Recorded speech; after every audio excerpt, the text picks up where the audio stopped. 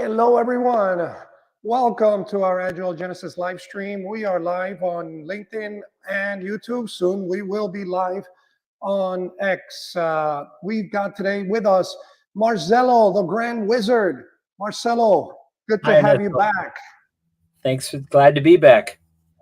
All right. Marcelo, for those of us that did not watch our previous episodes, Marcelo is a fellow CST with us at Agile Genesis and also certified in Kanban. And today our topic is going to be centered around Kanban and some of the benefits. What is it? How do we use it? And learning some of the good, the bad, and the ugly, as we like to say here. So Marcelo's doing a little bit of drawing there because we're going to get to see some form of graphs that will explain this in a very short manner. But Marcelo, what a morning we've had today. Let's take a moment now to. Yeah, it's been a morning already. What happened? Tell us what happened. You've heard the story about my dog ate the homework. Well, one of my dogs ate one of my earbuds, so I had to rush him to the vet to get him to cough it up. Literally. Yeah. And he's hopefully going to pull okay. We know he's going to pull through okay with on that. It's just a little uncomfortable now, so we're hoping. Yeah. Yeah, a little uncomfortable. So yeah, so my dog didn't eat the homework, but definitely ate something that didn't agree with him. So there you go. Good stuff. So in the Agile, in an Agile manner, we inspected and adapted. We were thinking we might even have this from the car where you would dropping them off, and that was okay, right? We were going into our emergency procedures, but it turns out that is taking care of him and you're home. We're good. Yeah, it's inspect and adapt. In this case, the subject matter expert, the vet, was available to help out the team and go work on the sprint goal, which is get the dog back in shape.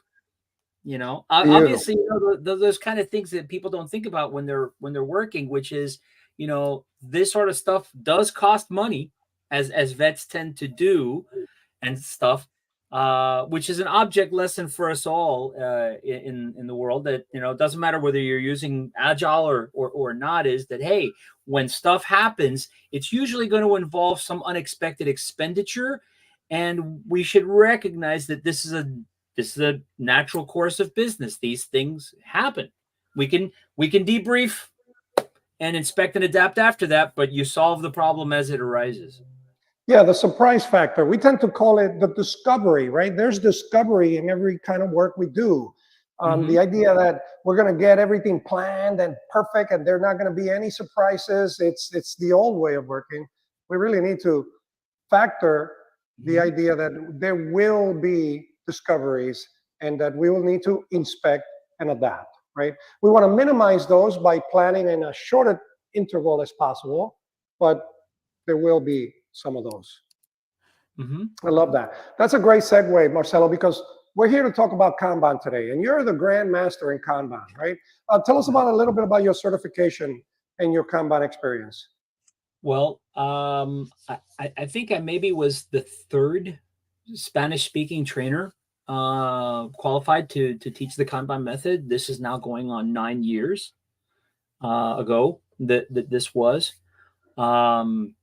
You know, and the process is rather rigorous. You have to demonstrate to a qualifying committee of fellow trainers that you got the goods.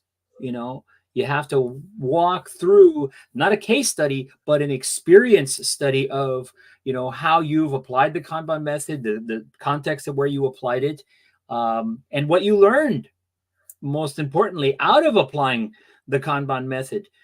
Because one of the things that's very important is, you know, we don't read from slides. Okay, I mean, yes, there are some PowerPoints in the course material, but you know, that's not what you're there to do. You're there to help facilitate somebody else's learning. So you've got to be able to put some of the concepts in the training contextually with your own experience. In other words, you bring yourself as a trainer, as a coach, to mentor the students so that they can better connect to the concepts, the principles, the material. Yeah, and what you're talking about is how we teach Kanban, right? So at Agile Genesis, we have our class schedule. You can go to agilegenesis.com, and in there you'll click on schedule, and it'll show you all of the schedules. And one of those is we're going to have a Kanban class coming up. Quick announcement here. You're getting this fresh in the oven. And that will be about how to implement the Kanban method into whatever approach you're using today. We're going to talk more about that. So Marcelo's talking about the class itself. I want to talk about Kanban. What is it? How does it work?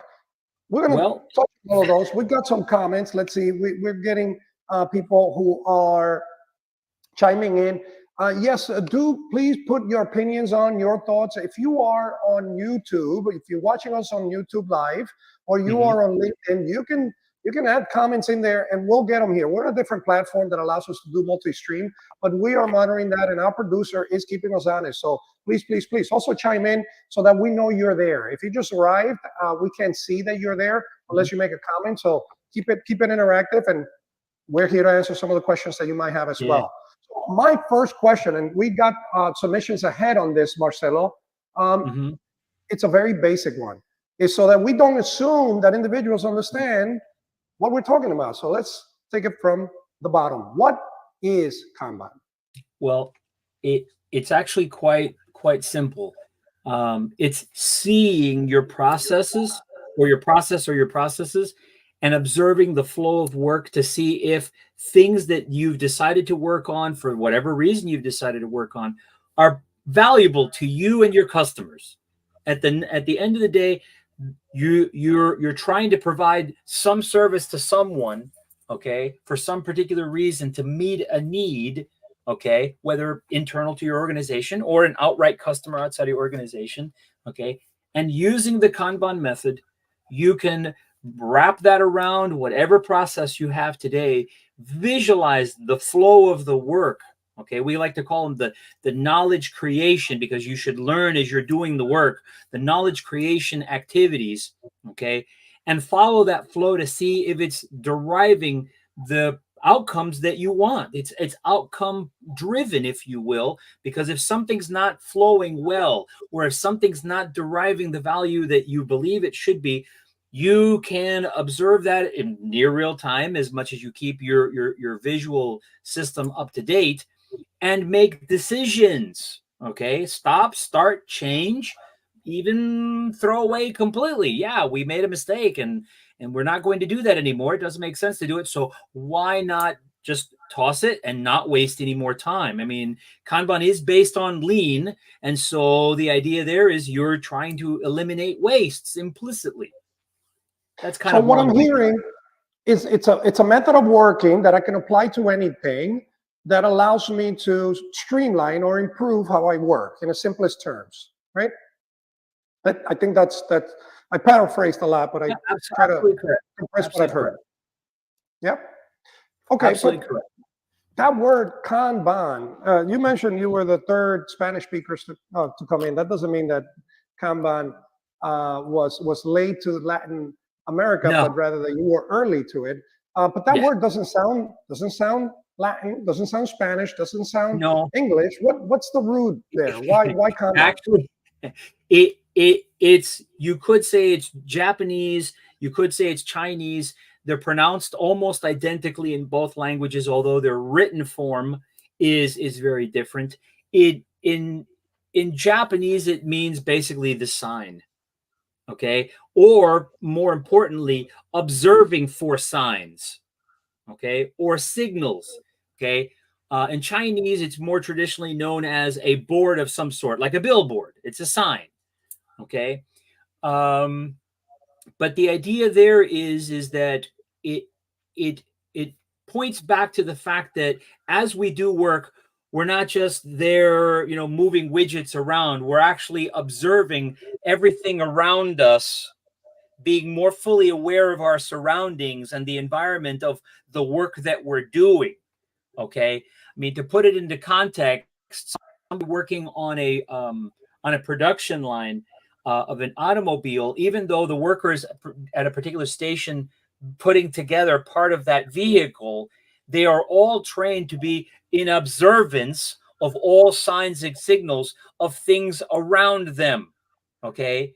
because at any given moment, one person on that line could send up a signal that says, stop it. I need everybody's attention. I need the team to focus on this. So even if Ernesto is working on a very crucial, important thing, they are taught to remain aware of the signs of things around them. Okay. And that's an application, if you will, outside of software. Yeah, and the way I learned the translation, my Japanese is a little rusty, very, very similar to yours. I don't believe there is a word for it in English, which is why we're struggling translating it. It's card you can see, right? There's Correct. this aspect of being able to visualize what is happening.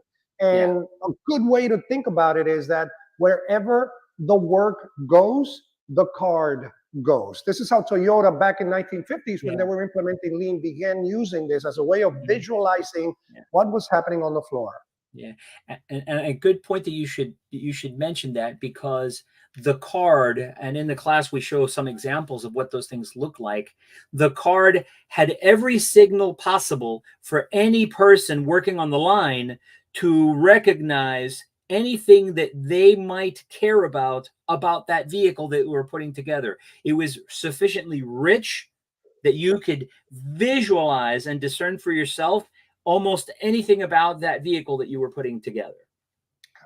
So Marcelo, I'm going to call up on you got the white beard, you got sort of the wizard look, although you're more like a tropical wizard because you have the Hawaiian shirt going on, or palm shirt, but I'm going to call on your wizard here.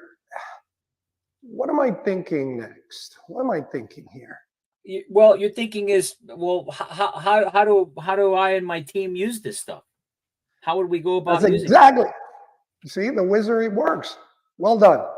How can teams use this? Why do I care? How can I use Kanban? Well, basically, you can apply it to almost anything. Okay, really, at the end of the day, the idea is you look at what kind of work you're doing. You map out any particular activities or steps that matter to you, that are important to you. Okay, it's important to try to put them in some linear fashion. So then when you're working on something within that particular process, you can visualize the flow of that card, as you pointed it out, okay, flowing through that particular process, which means that literally, whether you were building a building, or whether you were putting together a piece of software, if you have a process that you can visualize, okay, you can use Kanban to put it in order and manage the flow of work that you're doing. Okay. That all sounds like I should care, and it sounds good, but I still don't know why should I take the time to learn. Why is this important? What am I getting out of this? Why is this important? Because, okay, one of the ideas behind the Kanban method is to make that visualization rich enough so that you can see when things are sitting idle. In other words, because we're not doing it and we're not completing it, it's not generating anything valuable for us. And in business terms, where's my money? Why is it sitting there?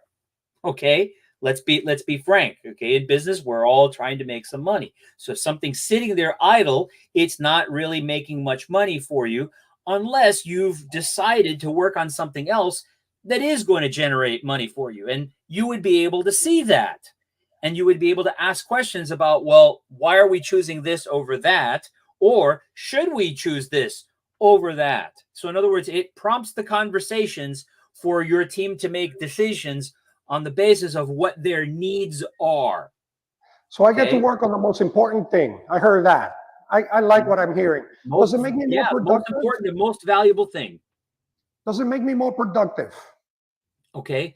Well, it could make you more productive from the perspective of it helps you focus.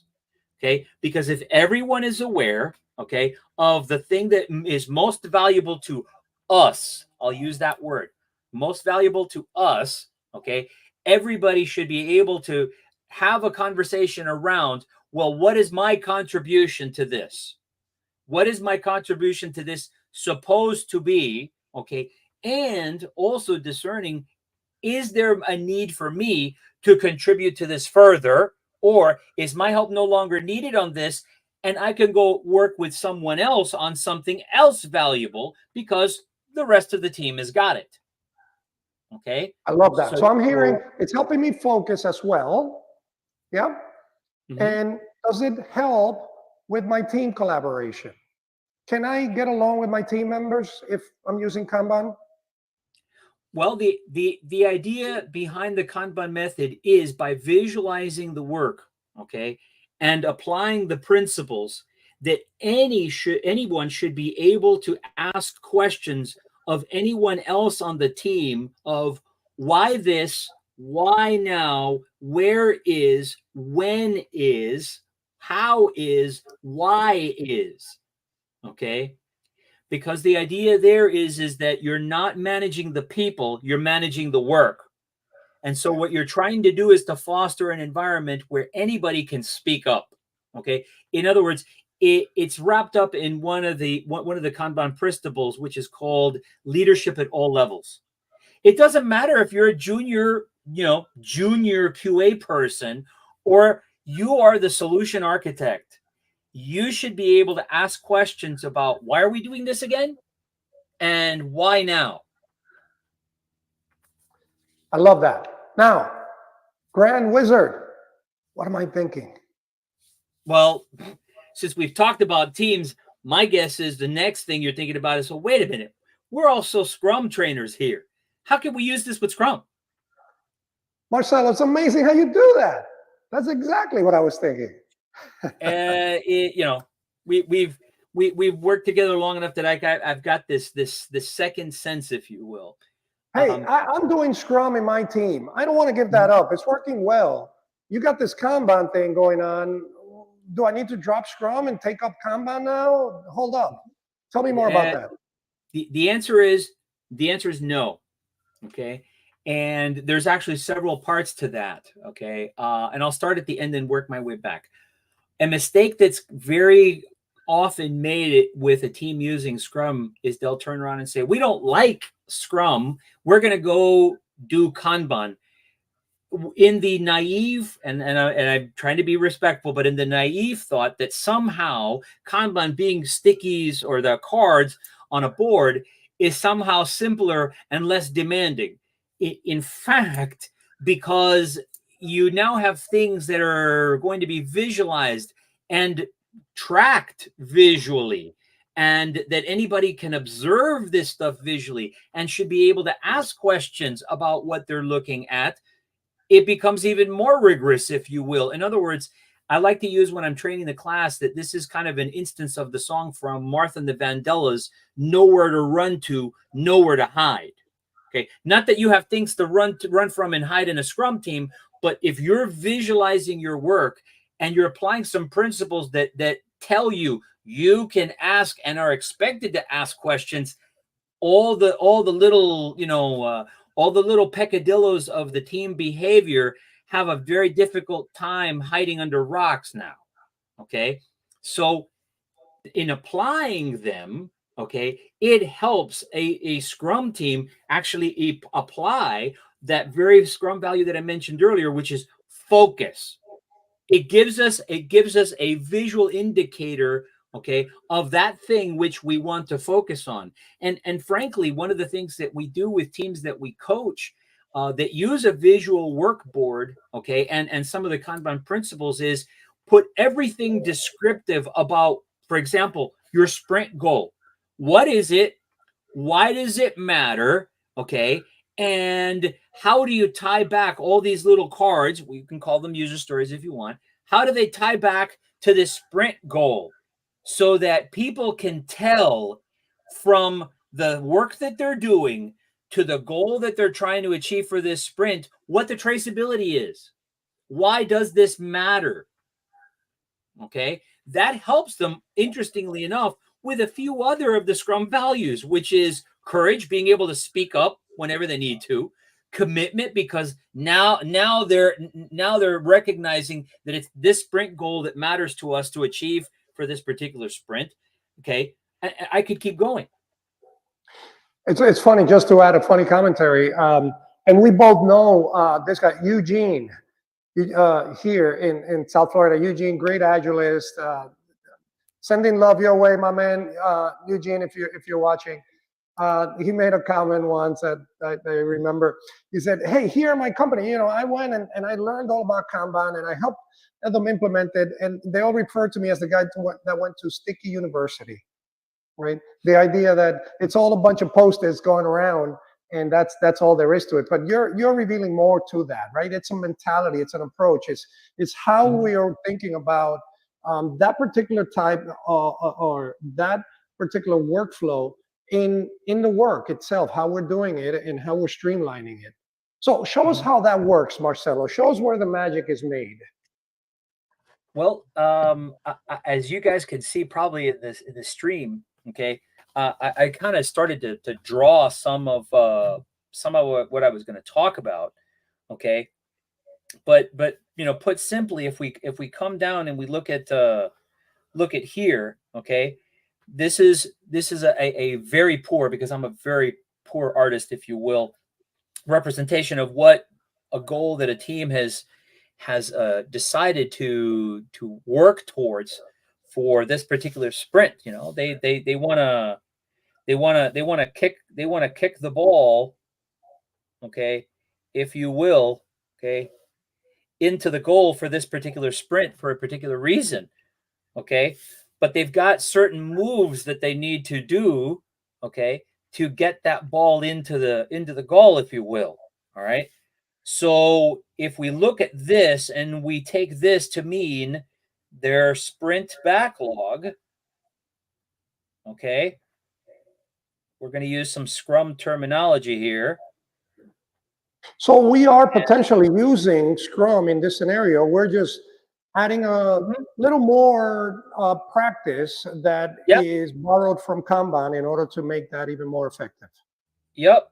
And effectively, I'm drawing what would look like equivalent a visual workboard, and again, I'm drawing it very poorly, so I'm going to apologize to everybody on the stream, okay? But if you look down towards the bottom, you've got three different states. One called doing, rather one to do, one doing, and one done. And as work flows through that, okay, the team would visualize where each one of the cards would be on their journey, okay, towards achieving their goal for that sprint. Now, obviously, this is an oversimplified example, okay? But one of the things that the team can do is have the conversation around, well, wait a minute, okay? We have these things in progress today and we're working on them. Which one today gets us closer to the goal? Okay? Which one merits our shared attention? Okay? And so, depending on that, if the team so chose and say, well, you know what, the one at the bottom here, this one's more important, they can elevate it, okay, and focus their attention over there. Okay, hopefully make some progress by doing so and thereby get closer to their sprint goal. Okay, so this idea of being able to visualize their work on a board, and that's where I guess Gene got the whole idea of a sticky universe. We could have a separate conversation about how messy boards can be. So the Kanban system design, which is interesting enough, one of the courses in the Kanban University curriculum, okay, teaches what's a good board design and what's maybe not such a good board design, because people can go nuts and can go overboard. And we've implemented a few of these for some of our own clients. We've done this together, Marcelo, right? In getting their boards to work effectively for the work that they're doing. That's where the rubber meets the road. For those of you that are wondering, how do I put this together? Well, if you're in Jira or if you're in Azure DevOps, you're going to need to establish a board that allows for that work to flow in as effective manner as possible. And learning how to put that board together in the way that it has the proper swim lanes, the proper workflow, the proper value stream, and the whip I just introduced a term there that Marcelo's going to enlighten us about. The work in progress limits that we're going to apply are going to significantly, dramatically influence how well the team is able to work through that sprint. So Marcelo, what are those things that I just talked about? What's a swim lane? What's a whip? And how can we use all of that to our advantage? Yeah. So what people call swim lanes, okay, I'm drawing a very simplified Kanban here, or a board. Really, it's not really a Kanban, but a board. And what I'm showing here are two different kinds of swim lanes. Okay, and I'm going to hover the laser pointer. Okay, you've got these vertical swim lanes. Okay, and you've got these horizontal swim lanes.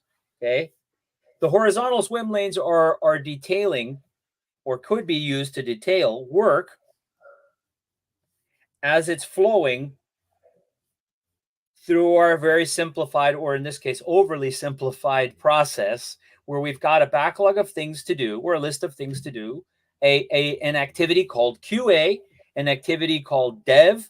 And I realized that I've now designed this incorrectly, because actually these should be backwards. So I need to inspect and adapt there. Okay.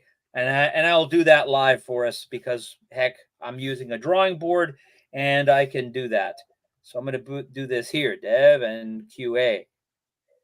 Okay. All right. All right. So, getting back to where I was. Okay.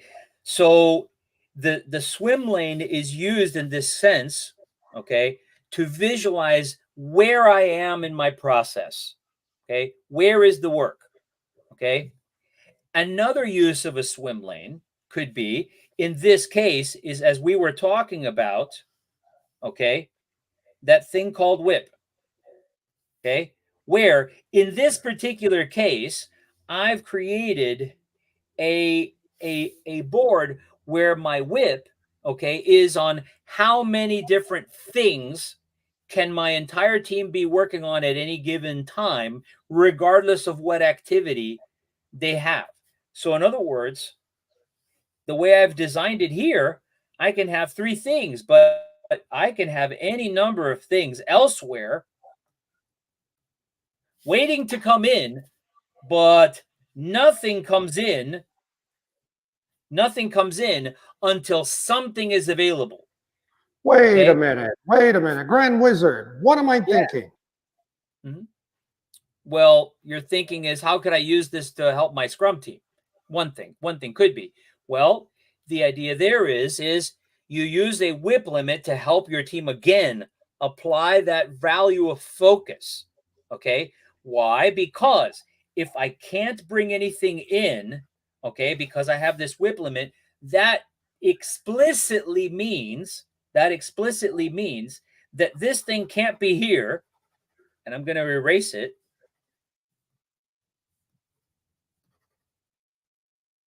That thing needs to have been done. And the fact that it's now done creates this empty space. Okay? And So that it's this empty idea that I'm coming in, I'm trying to get somewhere, and someone's in front of me. This is a family member. This is someone I care a lot about.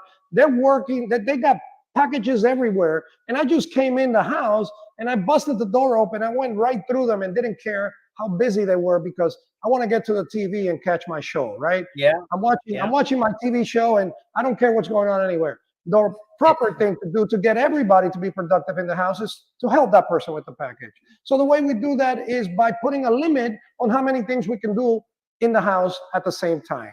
It's the focus factor. Did I represent that well, Marcelo? I think that's great, because the fact is that the last thing you want is to just come barging in and disrupt the work that's going on, regardless of what state. I mean, you know, they could have been trying to finish that out and close some stuff out, but you're now creating disruption. Why? Because when you introduce things above that whip limit, okay, you're drawing attention away from whatever someone's doing to generate some value. Okay. So Marcelo, this looks a lot like a sprint backlog to me. I might not have a number on it. I might not have a whip limit. Am I doing Kanban? In a sense, you're doing a very I'll call it a protozoan form of Kanban, if you will. Okay. Most sprint backlogs, when you go into Jira or Azure DevOps, team will very often, well, not if we're coaching them, right? But very many teams will try to load up that sprint back with every possible thing that they think they're going to need for the sprint goal. Okay. Even though you know, and I know they might not be working on it till next week. I mean, it's important. Don't get me wrong, but they don't need it till next week. So why are you putting it in the team's face? Okay, distracting. There's a focus factor again, right? Keeping us focused on the one goal, and also Correct. allowing us to swarm. We begin to gel together as a team by the fact that we're all working on that limited amount of things that we're permitted to work on. Correct. The way I would describe it is this way. Okay, less to focus on promotes commitment. Okay, and attention to swarm on the things that are most important now. Okay, and whenever that no longer needs our attention, then we can go and look at, well, what needs our attention now? That's actively inspecting and adapting, which is one of the pillars of Scrum. Oddly enough, that's also a principle behind the Kanban method, is you defer decision making of when to pull things in until, well, the last responsible moment for you to pull it in. In other words, keep your options open, okay, until you need to commit to go work on something. Okay, this is usually a dysfunction that a lot of Scrum teams make. They'll load up that sprint backlog rather than loading just enough into that board to get moving. So one of the things that I think is very important to address here, this is about the good, the bad, and the ugly. We do a lot of transformations. We help organizations adopt Agile and improve how they work. And one of the typical ways that organizations start is by getting their teams to practice Scrum. Scrum has a limited set amount of boundaries or rules to the game, 3-5-3, right? But it does have rules. It does have boundaries. You got to have the 3 roles, the 5 events, the 3 artifacts, and that keeps the teams what I call Agile on rails, right? It keeps them honest. A lot of times, some teams say, hey, look, we've heard about Kanban. We prefer to use Kanban. So we're going to go with that. And, well, before I put my thoughts into it, why don't you tell me what I might be thinking? Well, you know, can I use Kanban alone? Well, you can, okay, and there is a way of personally doing it. I mean, you know, a lot of parents will put up a little refrigerator board, right? And they'll say, these are the things that we need to do this week as a family, right? And they'll track things. Okay. So interestingly enough, you can use Kanban yourself on a day-to-day basis, on a personal level. And actually I set my goal for the week, and I try to track myself. My children use Kanban, right? They were raised with it. Anybody can use it, but here is the rub. Again, this is about your habits. Okay, the habits are that if you're going to use it willy-nilly, it does become, you know, stickies on a board. Okay, but if you really want to get the benefit out of it, you have to start applying some of the principles behind it to get the benefit out of it. It's just like going to the gym. You want to work out to get part of your body in better shape. There are rules. There is a rhythm to it. There is a cadence to things. Okay. And, you know, there are cadences. They're actually called the Kanban cadences. Okay. To help establish a healthy rhythm. Okay. How frequently are we assessing our deliverability? Okay. I'm not talking about just metrics, but also the value of the decisions that we made and what we delivered. Okay. So And what attracts me to Kanban, I'm playing a role here as a team member who doesn't want to do what the rest of the teams are doing. Look, I sat and thought about it. I read that it doesn't have defined roles. It doesn't have events.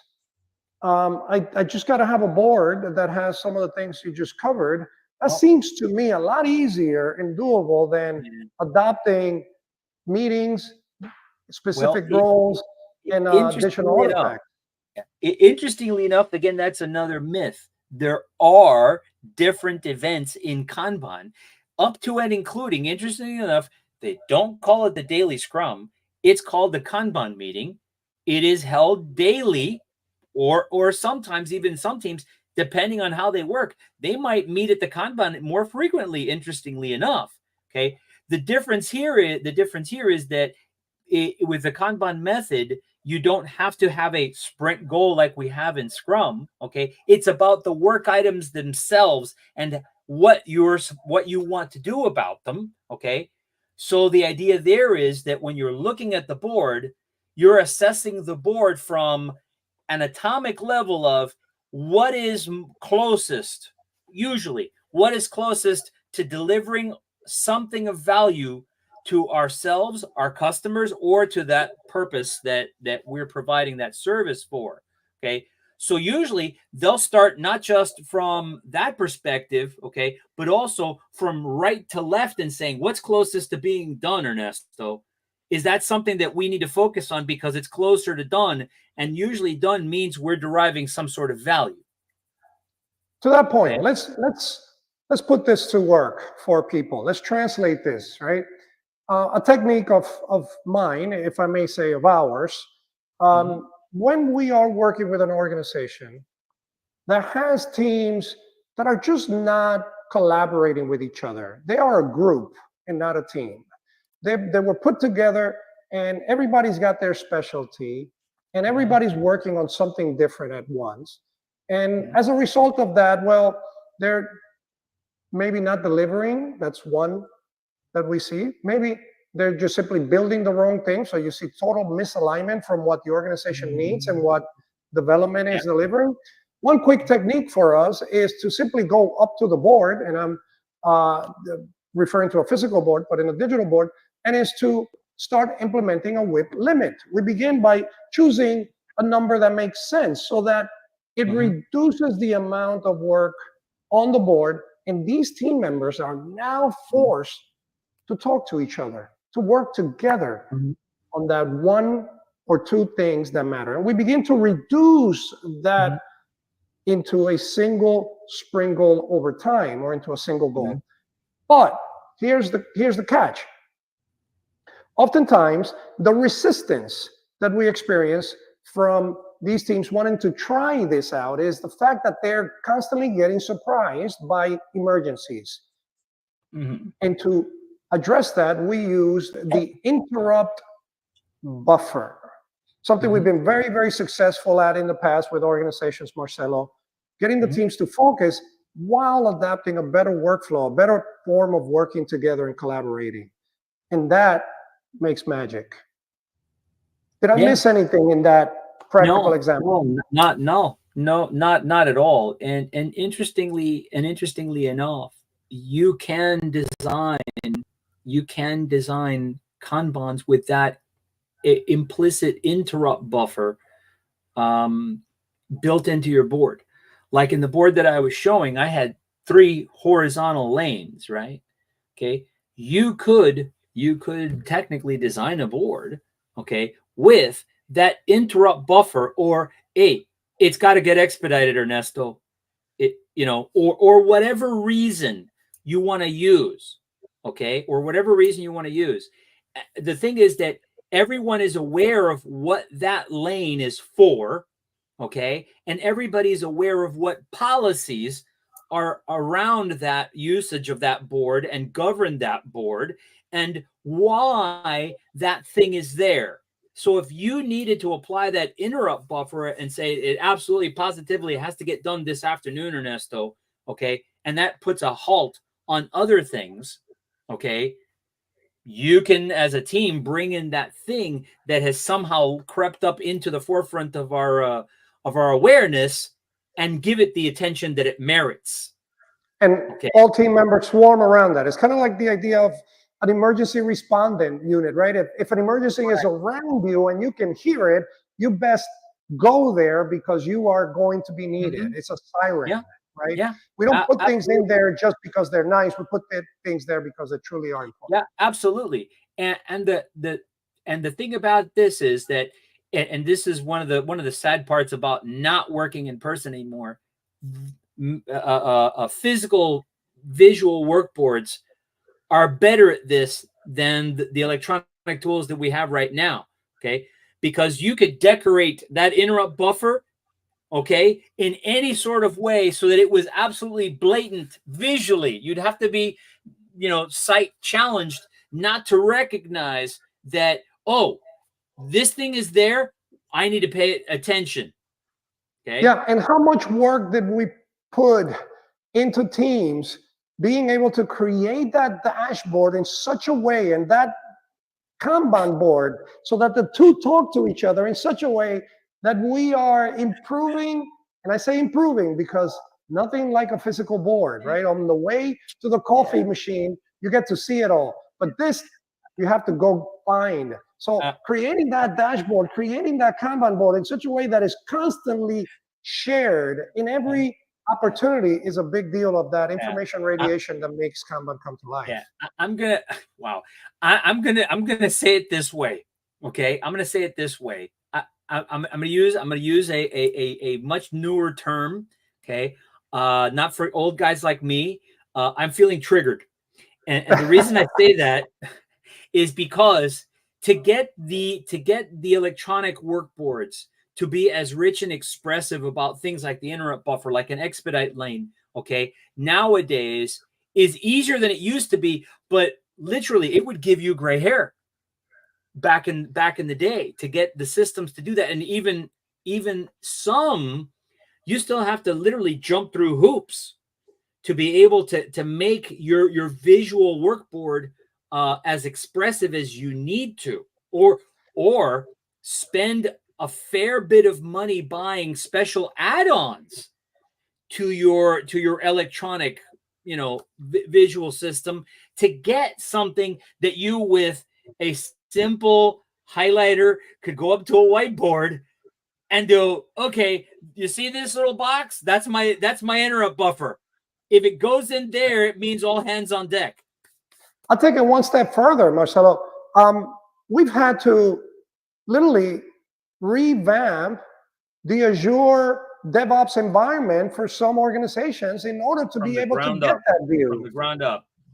It's usually where the shortcomings of the setup begin to show up. When we're trying to set up an effective board and we can't pull the data from the different teams. Now, trying doing this at scale, it's even adding more complexity to it. We hit a lot of hurdles, and we know that we're going to need to work with additional individuals in the organization to set it up effectively, right? Yeah. We've luckily our clients, our customers have been wonderful, gracious people, and let us somewhat impose upon them some ideas. And sometimes we've gone in, we've mentored them in them discovering their own things. So it's to say that, folks, you don't have to throw away your complete process, your workflow, if you will, if you want to apply Kanban. But Marcelo, but my process is ugly. It's okay. We're accepting here, and we'll accept your process ugly it is, and we'll help you observe what's working and not working, and then help you make it better. Okay. So, Mike, thanks for chiming in. Mike is coming in. Mike Kennedy, good to see you. Is Jira the right option for an effective Kanban approach, or could some of the more specialized tools work better for development teams? Maybe Trello, maybe Asana, maybe something else. Well, if he's asking me, My answer is it's perfectly acceptable, no, for under certain provisos, Ernesto. I mean, thank you for the question, by the way, Mike. I want to respect you chimed in there, but I would say under certain provisos, can you get out the benefit of the Kanban method in Jira? Okay, one of those is if you recognize that you may need to create a workflow that is updatable or flexible enough, okay, inside of your project inside of Jira, okay. You as I said, you can go crazy about it, which is one of the reasons why I started with that to do, doing, done, to do, dev, QA. Okay, because my recommendation is regardless of the tool, the simpler the workflow, the better. If you've got a process that has 37 steps, it's the 37 steps that are going to kill you. Okay, it's not because you're doing it in Jira. I mean, that's going to make it hurt worse, but it's your process. So, I would say from a perspective of if you've got the ability to tailor your workflow inside of the tool, most any tool can get the benefit out of the Kanban method. That being said, there are some add-ons that make a Jira a little bit easier to work with. Asana's a little bit better in that respect, although it's probably more for program and portfolio management than any individual team working on. It's good for maybe a team of teams environment. Trello, also useful, but you know what? You're going to have to add a whole lot to Trello, interestingly enough, to be able to start getting the benefits out of the Kanban method. Especially, I'm talking about the metrics and the special tweaks like the expedite lanes and things like that. All those are going to require some customization. And by the way, if a company needs a hand with assessing, hey, you know, are we making the best use out of Jira, regardless of whether you're using Scrum or Kanban, and you might think that you could use a hand with that, please feel free to reach out to Agile Genesis. Okay, we're kind of geeky that way. We like to help you visualize your process better. And to be more specific, agilegenesis.com/call. Set up a call with us and we'll get on and see how we might be able to help you. It does have a fingerprint. Depending on the organization, there's a lot to consider. And I think you nailed it right on, Marcelo. I use Trello occasionally and still do. The beauty of Trello is its simplicity, but also its weakness. It's a simplicity, right? You need a lot of power-ups to be able to get to the level that you are going to. You're very welcome, Mike. To get to the level of analysis and making use of identifying those funnels that are going to improve the workflow. Ironically, Azure DevOps, I find it to be very good in terms of the metrics that it provides, but the arrangement of the boards could be a little challenging, whereas Jira does provide more flexibility, but then being able to give us that richness of metrics, you got to do a little backflip around. Yeah. And to piggyback on what you were saying, the couple of extra things. Now Trello is owned by Atlassian, and if you're in an enterprise situation where you've got Jira Standard or Portfolio, or I forget, I think it's called Jira Portfolio now. Your licenses between Trello and Jira are shared. So when you issue a license, it's a license for Trello and or for Jira. Okay, so if you want to use Trello, you're going to burn a Jira license inside your organization. And if I know Jira administrators, they watch those licenses like hawks, especially the ITSM folks. That being said, last tidbit on this from Mike. Mike, again, feel free to reach out, because there are some, because I noticed your thing about specialized tools. There are some relatively affordable plugins that you could apply to Jira that let you benefit from some of the power of Jira in a Kanban environment, or actually a Scrum environment too.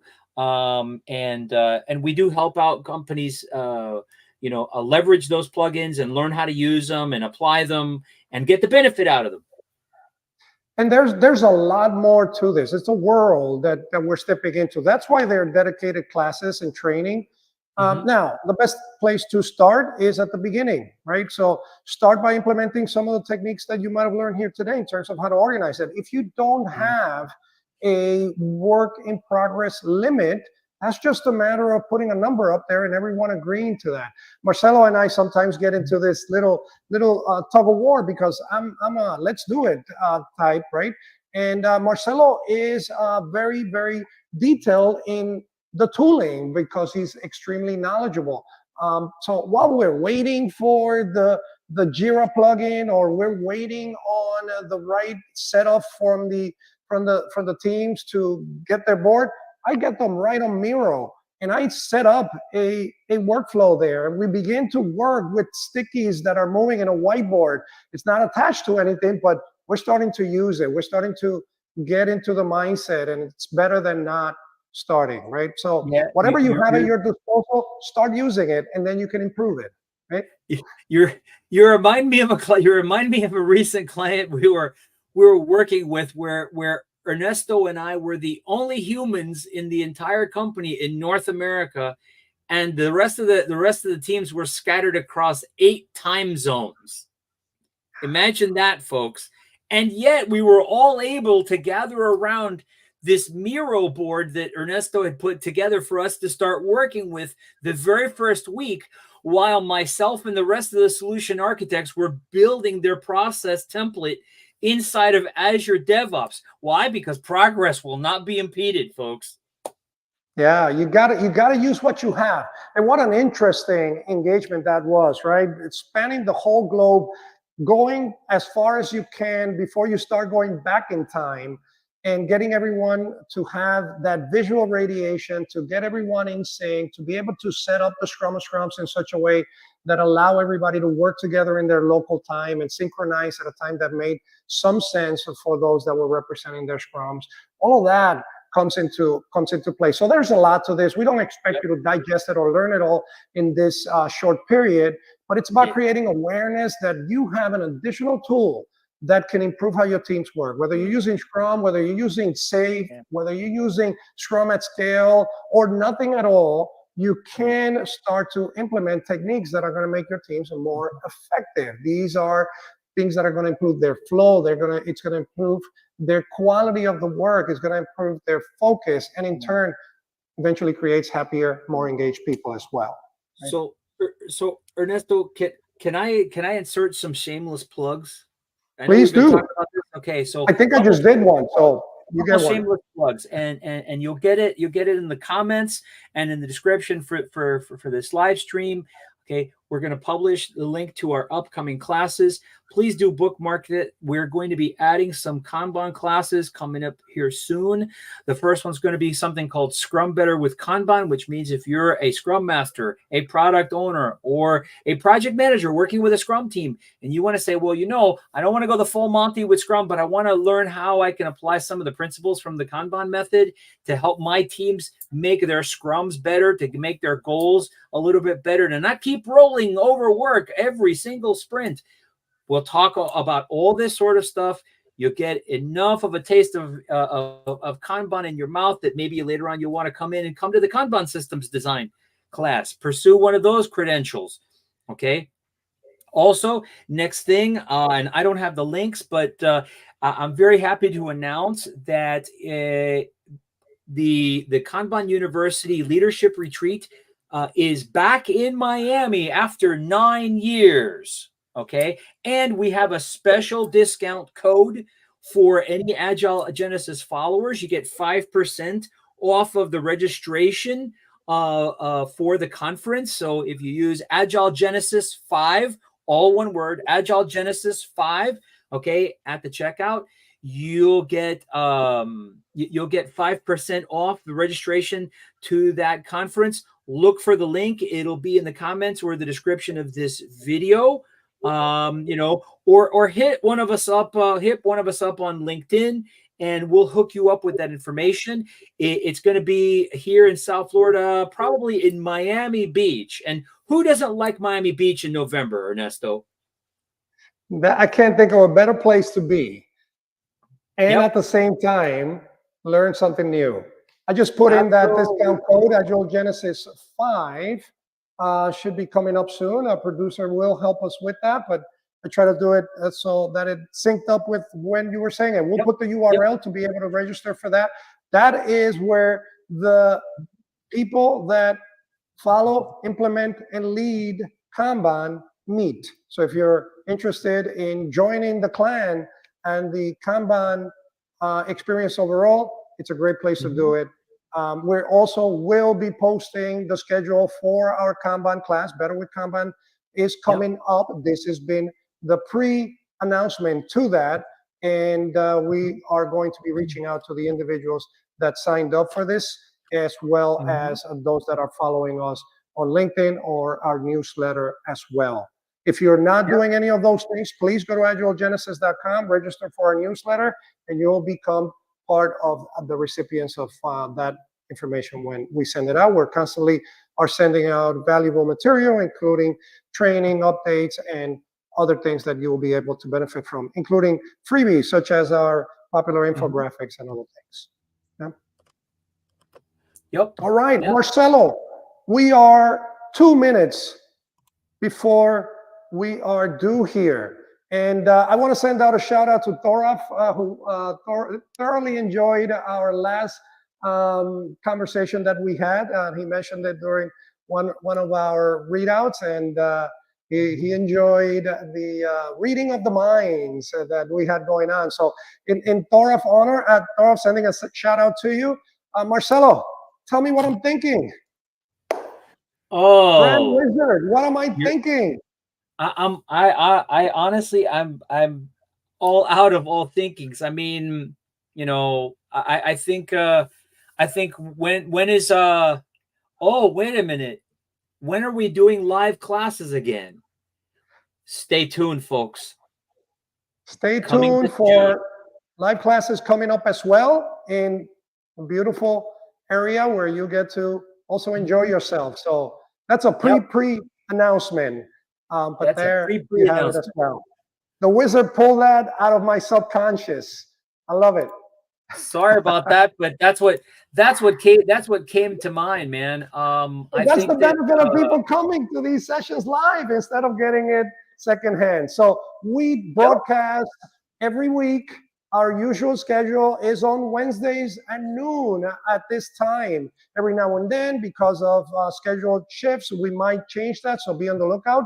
But expect the cadence of our weekly broadcast for live LinkedIn, live YouTube, and also we have our podcast. You can find us on Spotify. You can find us on wherever you get your podcasts.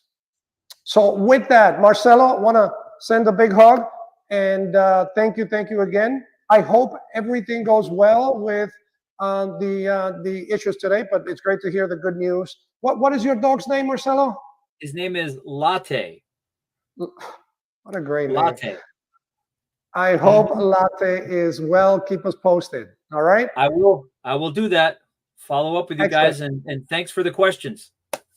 Thank you everyone for attending. We'll see you soon. See you soon, folks. Peace. Bye-bye.